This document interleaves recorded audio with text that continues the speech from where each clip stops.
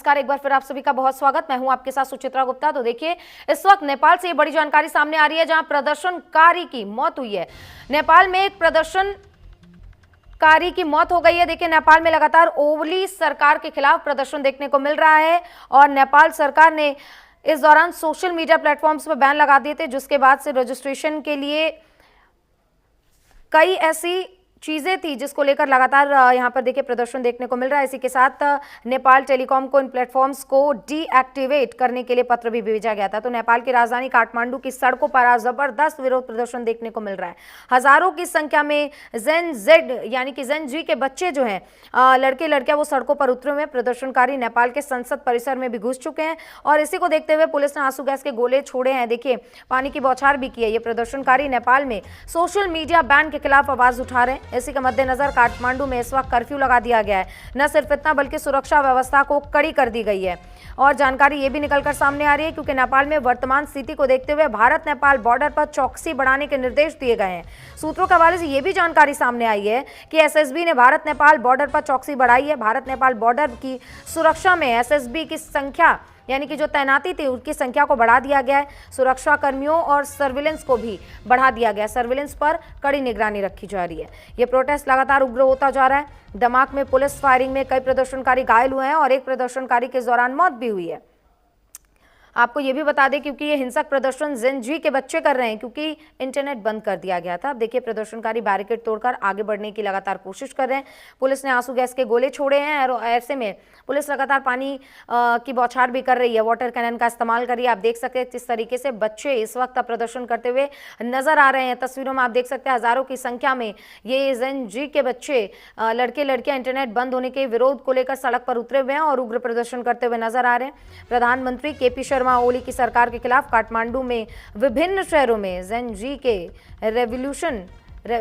बच्चों ने रेवोल्यूशन शुरू कर दिया। इस दौरान प्रदर्शनकारी संसद भवन में घुस गए। पुलिस ने स्थिति को कंट्रोल करने के लिए आंसू गैस के गोले छोड़े हैं। देश की नई युवा पीढ़ी के द्वारा सरकार के सोशल मीडिया बैन को लेकर देखिए ये तमाम चीजें निकलकर सामने आ रही है। भ्रष्टाचार को लेकर भी प्रदर्शन ये बच्चे कर रहे हैं। इस प्रदर्शन में हजारों युवा सड़क पर आपको नजर आएंगे। यात्रा में सरकार के खिलाफ लगातार नारेबाजी भी देखने को मिल रही है। और हमारी सहयोगी रचना बंसल न्यूज रूम से जुड़ गई हैं, उन्हीं का रुख करेंगे। रचना, ये जो तमाम चीजें निकलकर अब नेपाल से सामने आ रही है, हमने देखा इसके पहले भी सरकार के खिलाफ कई बार प्रदर्शन हुआ है, लेकिन इस बार जेन जी के बच्चे सड़कों पर हैं। क्या है पूरा मामला? सुचित्रा, नेपाल में प्रदर्शन तो कई बार हुआ है, लेकिन नेपाल के इतिहास में पहली बार है कि संसद भवन के अंदर प्रदर्शनकारी घुस जाएं। ऐसा इससे पहले नहीं देखा गया। ओली सरकार के लिए टेंशन इसलिए भी है क्योंकि ये जेनजी हैं। 18 साल से 30 साल के युवा ये हैं जो सड़कों पर आ गए हैं और गुस्सा इस बात का है, नाराजगी इस बात की है क्योंकि सोशल मीडिया पर बैन हो गया है। हम देख रहे हैं कि सोशल मीडिया की ताकत क्या होती है और खास तौर से युवा कितना ज्यादा एक्टिव होते हैं। सरकार के खिलाफ नाराजगी, ओली सरकार से कई सवाल, और ऐसे में जो सरकार से सवाल करते हुए पोस्ट किए जाते थे वो तो अब पूरी तरह से बंद हो गए हैं। ऐसे में आप देखिए, युवा आपको इसमें नजर आ रहे हैं। 18 से 30 साल के ये लोग हैं जो हजारों की संख्या में इकट्ठा हो गए।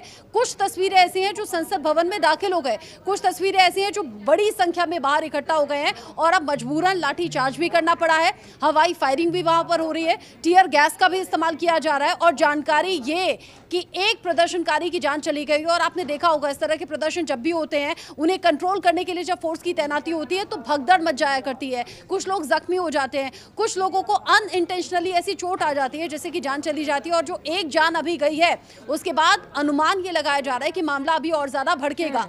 आज नेपाल की तस्वीरें हम देख रहे हैं, ये तस्वीरें देखकर हम बांग्लादेश याद कर सकते हैं, ये तस्वीरें देखकर हम श्रीलंका याद कर सकते हैं। वहां भी हालात इसी तरह के बिगड़े थे। और आज ओली सरकार के लिए बड़ी टेंशन इसलिए क्योंकि 4 सितंबर का फैसला 26 ऐप्स को बैन किए जाने का। अब लोग कह रहे हैं हमसे हमारे अधिकार छीन लिए गए, हम सवाल करें तो किससे करें। सीधे सीधे सिस्टम से सवाल था। ओली सरकार के खिलाफ प्रदर्शन इससे पहले भी हुए हैं, लेकिन इसमें बड़ी बात और गौर करने वाली बात यह है कि संसद भवन के अंदर तक प्रदर्शनकारी घुस आए हैं और ये जेनजी हैं। एक बार फिर मैं रिपीट कर रही हूं, 18 साल से 30 साल के युवा हैं।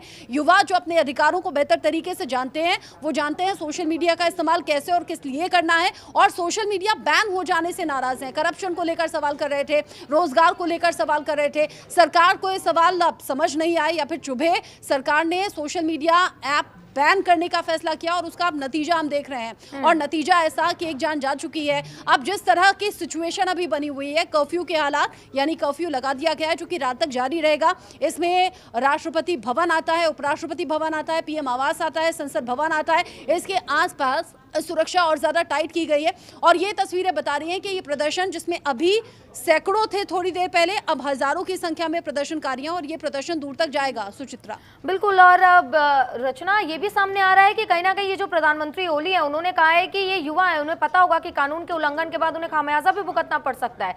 तो ये क्या मान सकते हैं कि ये प्रदर्शन रोकने की ये कोशिश हो रही है या फिर उन्हें और उकसाया जा रहा है, उन्हें धमकाया जा रहा है कि तुरंत इसे तत्काल प्रभाव से बंद कर दीजिए अन्यथा आप पर कार्रवाई होगी?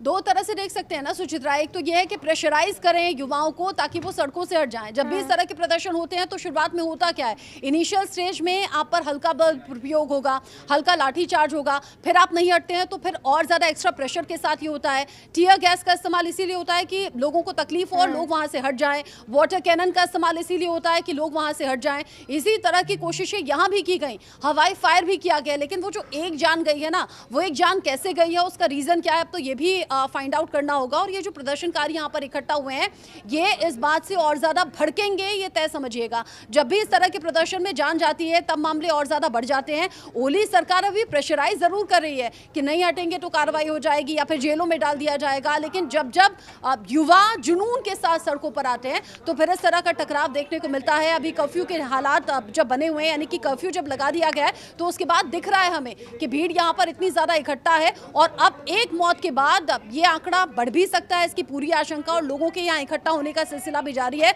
और सोशल मीडिया भले ही बैन हो गया है, लेकिन ये तस्वीरें जो अभी सामने आ रही हैं अलग अलग तरीके से यहाँ हिंदुस्तान में देखी जा रही हैं, बाकी देशों में देखी जा रही हैं, क्योंकि ये मामला बढ़ा है और आगे और ज्यादा बढ़ेगा।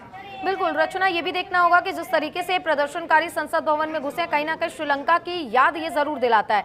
ये भी समझना चाहेंगे कि ये जिस तरीके का ये पूरा प्रदर्शन हो रहा है, ऐसे में जो प्रदर्शनकारी है उनकी क्या मांगे हैं, क्या आखिर वो चाहते हैं जिसको लेकर ये एकदम से सड़क पर उतरे और इतना उग्र हो चले हैं? तो ये लाइव तस्वीरें हम आपको काठमांडू से दिखा रहे हैं और ये देख सकते हैं आपकी छात्र, इसमें बड़ी संख्या में छात्रों की भी मौजूदगी आप देख सकते हैं। जेनजी के बच्चे हैं, ये 18 से 30 साल की उम्र के हैं, जो लगातार पथराव करते हुए आपको नजर आ रहे हैं। ये लाइव तस्वीरें नेपाल की सड़कों पर देखिए, लगातार फोर्स वहां पर उतरी हुई है और फोर्स हाथ में शील्ड लेकर और हाथ में डंडे लेकर उतरी हुई है। आप देख सकते हैं तस्वीरें, लगातार इन पर पथराव किया जा रहा है।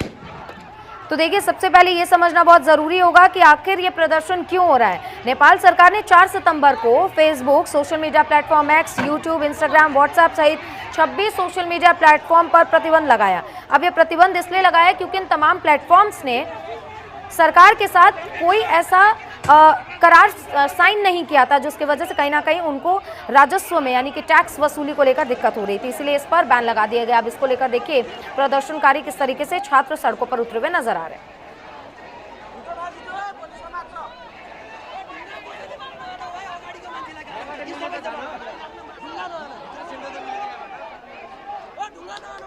तो ये लाइव तस्वीरें हम आपको दिखा रहे हैं नेपाल की। देखिए, आजकल के बच्चे, आजकल के युवा जो है वो सोशल मीडिया से काफ़ी कनेक्टेड होते हैं और ऐसे में अगर सोशल मीडिया ही उन्हें ना मिले, इंटरनेट ही ना मिले, तो अब फिर ऐसी तस्वीरें आजकल देखने को मिलती है। हमारे साथ retired group captain UK Devnath ji जुड़ गए, उनका रुख करेंगे और उन्हीं से एक बार समझने का प्रयास करेंगे। सर, ये तस्वीरें नेपाल की आप भी देख रहे हैं और संसद परिसर में ये जेनजी के बच्चे अभी घुसे हुए नजर आ रहे हैं, कहीं ना कहीं श्रीलंका की हमें याद दिलाता है। ये आज के युवाओं में ये पेशेंस की कमी और ये उग्र प्रदर्शन क्या दर्शाता है, और ये जो तस्वीरें सामने आ रही है, क्या लगता है कब इस पर कब इस पर विराम लगेगा? जी हाँ, हो ये रहा है कि दुनिया भर में जो ये नई युवा पीढ़ी है, जेनजी जो है, ये हमेशा चाहते हैं कि वो अपने विचारों को बहुत ही आसानी से आदान प्रदान कर सकें। ये एक सोशल फिनोमेना है जहाँ की ये यंग बच्चे जो होते हैं वो हमेशा चाहते हैं कि वो अपने मित्रों के साथ संपर्क में रहें, सोशल मीडिया का इस्तेमाल करते हुए। इसके अलावा मैं बताऊं, ये बहुत ही क्रिएटिव जनरेशन है। ये सोशल मीडिया का इस्तेमाल ना सिर्फ एंटरटेनमेंट के लिए करते हैं, वरन न्यूज सुनते हैं, बिजनेस के लिए इसका इस्तेमाल करते हैं, एजुकेशन पर्पज से उसका इस्तेमाल करते हैं, करंट अफेयर्स पर अपडेटेड रहने के लिए उसका इस्तेमाल करते हैं। तो यंग जनरेशन के लिए जो बच्चे हैं, ये 20, 21, 22, 23, 24, 25 साल के लिए, इनके लिए कोई भी सोशल मीडिया, चाहे वो इंस्टा हो, फेसबुक हो, यूट्यूब हो या एक्स हो, उनके लिए ये ऑक्सीजन की तरह काम करती है। तो अब नेपाल की जो राजनीतिक स्थिति है वो भी बहुत नरम सी चल रही है। केपी शर्मा ओली की जो सरकार है वो कभी चीन की तरफ अपना झुकाव दिखाती है, कभी भारत की तरफ झुकाव देती है। उनको ये लग रहा था कि सोशल मीडिया का इस्तेमाल करते हुए सरकार की जो विफलताएं हैं उसका बहुत चर्चा था पिछले महीने या पिछले हफ्ते।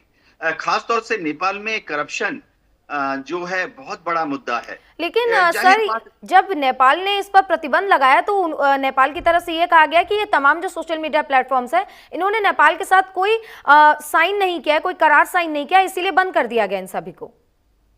एकदम देखिए, सरकारी तौर पर ये बयान काफी सही लगता है, लेकिन होता क्या है कि नेपाल में रेड टेप बहुत ज्यादा है। सरकार अगर किसी को बोलती है कि आप रजिस्टर कीजिए तो 50 तरह की डॉक्यूमेंट्स की जरूरत पड़ती है, और जब आप करार साइन करेंगे तो उसमें 100 तरह की शर्तें लगा दी जाती है, फाइन प्रिंट जिसे कहते हैं। तो समय लग जाता है रजिस्ट्रेशन कराने में। सबसे बड़ी दिक्कत क्या है कि सब सरकारें, मैं सरकारों का नाम नहीं लूंगा, लेकिन दुनिया में काफी सरकारें ऐसी हैं जब उन्होंने सोशल मीडिया प्लेटफॉर्म्स को अपने यहाँ इजाजत दी रजिस्ट्रेशन करने के वक्त, एक छुपी हुई शर्त डाल देती हैं कि आप कोई भी हमारी सरकार के खिलाफ कोई भी गतिविधि को सोशल मीडिया प्लेटफॉर्म पर उजागर नहीं करोगे। यानी ऑपोजिशन पार्टी का जो रुख है उस तरह के कोई आप एनकरेज नहीं करोगे। बिल्कुल, ये तानाशाही वाली स्थिति हमें नेपाल में इस वक्त देखने को मिल रही है। सर, ये भी समझना चाहूंगी, क्योंकि जिन्हें हम बच्चे कह रहे हैं, ये 18 से 30 की उम्र के सारे जेनजी के बच्चे हैं, और ये बच्चे भी नहीं है सर, ये युवा है। और इस तरीके से उग्र प्रदर्शन, उधर केपी शर्मा ओली ने भी कह दिया है कि कानून का उल्लंघन करने पर खामियाजा भुगतना पड़ेगा। देखिए, जो युवा पीढ़ी है, जो 25 साल का यंग मैन या यंग वुमेन है, वो उनमें एक भावना होती है कि वो आजाद हैं। ये सोशल साइंटिस्ट को ये फिनोमिना नजर आ जाती है, और हम में से जो पेरेंट्स रह चुके हैं, माँ बाप हैं, हमें भी पता लग गया है कि यह जो पीढ़ी है, जैसे ही वो 18, 19, 20 साल के होते हैं, कॉलेज जाना शुरू करते हैं, तो सरकार तो क्या, वो अपने समाज में जो गुरुजन हैं या अपने माँ बाप हैं, उनसे भी थोड़ा आजादी चाहते हैं। बिल्कुल। तो इनको दबाना इस तरह से किसी तरह से भी उचित नहीं होगा।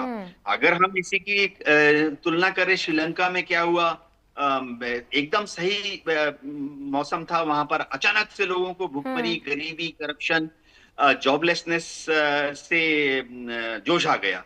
बांग्लादेश को अगर हम याद रखें तो वहां पर बांग्लादेश की सरकार ने कंट्रोल करने की कोशिश की, लेकिन अचानक से जो लोग थे, उनको ज्यादातर धार्मिक कट्टरवादी थे, उनको जोश आ गया शेख हसीना के खिलाफ कि वो क्यों सिर्फ अवामी लीग के लोगों को या जिन लोगों ने मुक्ति वाहिनी का युद्ध लड़ा था उनके परिवारों को प्राथमिकता दे रही हैं। तो ऐसे में हमेशा जो सोशल साइंटिस्ट होते हैं, सरकार को हमेशा यह विचार देते हैं कि आप एक कदम पीछे ले लीजिए, और फिलहाल सोशल मीडिया को, जैसे नेपाल को भी करना चाहिए, फिलहाल सोशल मीडिया को छोड़ दीजिए। सर, समय की थोड़ी सी कमी है, अगर हम ये समझना चाहें कि इसको तत्काल प्रभाव से कैसे रोक सकते हैं, क्योंकि प्रदर्शनकारी लगातार उग्र होते जा रहे हैं। देखिए, लाठी, डंडे और गोली के प्रहार से अगर आप रोकने की कोशिश करेंगे तो पुलिस नाकामयाब हो जाएगी, आर्मी भी नाकामयाब हो जाएगी। तो इसका एक ही तरीका है कि फिलहाल सोशल मीडिया से बैन हटा दिया जाए। ठीक है, ठीक है। तमाम जानकारियों के लिए यूके देवनाथ जी, आपका बहुत बहुत धन्यवाद।